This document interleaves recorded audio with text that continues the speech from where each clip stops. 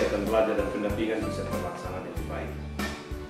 Nah, kali ini kita berada dalam suasana pandemi yang sangat ketat.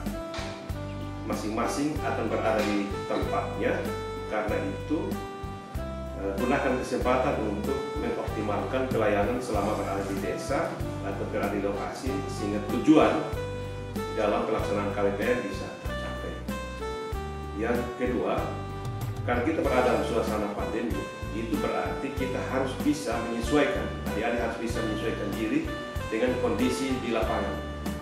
Mungkin saja bisa terjadi ada hal yang sudah direncanakan untuk dilakukan, tetapi terjadi perubahan di lapangan akibat misalkan daerah tersebut sebelumnya hijau atau kuning kaget berubah menjadi merah, maka mahasiswa harus tanggap. Bisa terjadi semula adik-adik bisa melakukan kegiatan keluar rumah, tetapi karena kondisi mendesak untuk tidak keluar rumah karena ada himbauan atau anjuran supaya tidak keluar rumah karena status daerah dari hijau dinaikkan ke kuning atau dari kuning dinaikkan ke merah.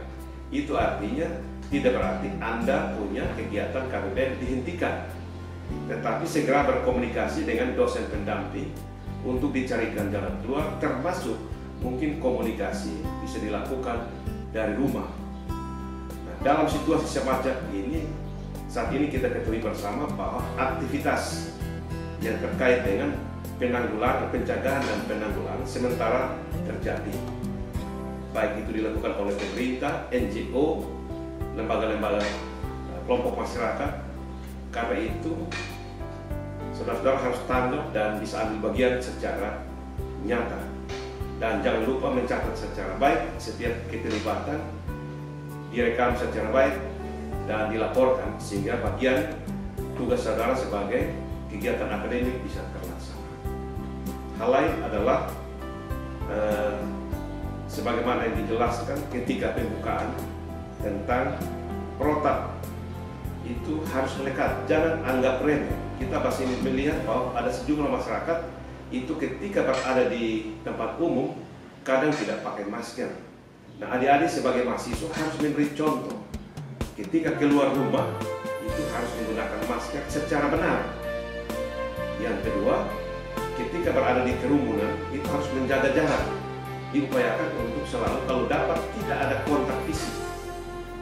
Yang ketiga itu ada kaitan dengan kebersihan. Nah, adik-adik juga harus menjaga stamina karena COVID ini juga sama dengan virus-virus yang lain, yaitu mereka menyerang apabila daya tahan tubuh itu menurun. Karena itu ketika berada di lapangan jaga kesehatan. Jangan sampai itu ada yang kebiasaan begadang, mete sehingga stamina menurun. Yang kedua, jaga makan.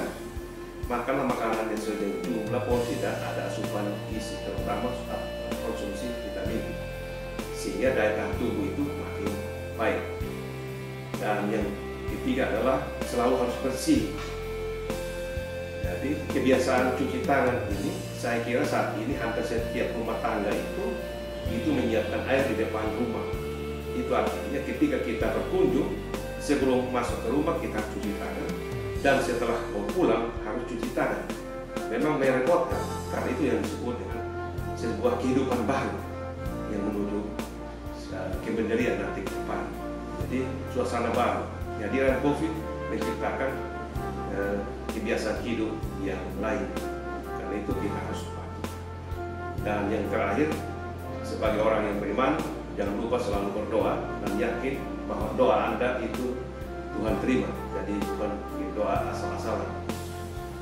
Dan kepada Bapak Ibu dosen pendamping, teruslah memantau adik-adik mahasiswa supaya mereka bisa menjalankan tugasnya dengan baik, terutama melalui komunikasi. Sedapat mungkin setiap hari itu ada komunikasi. Buatlah grup komunikasi KBPN per dosen pendamping lapangan sehingga setiap saat bisa diikuti. Nah, kemudian ketika berada di lapangan saya ingatkan supaya cepat-cepat mempelajari protap yang dikeluarkan.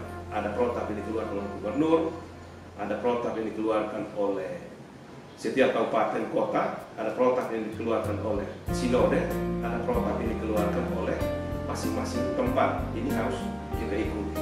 Dan apabila nanti saudara terpapar, itu harus jujur.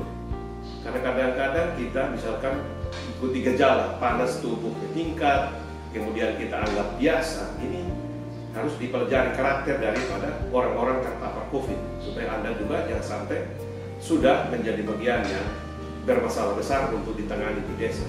Anda harus turun untuk menangani masalah, bukan menciptakan masalah di sana.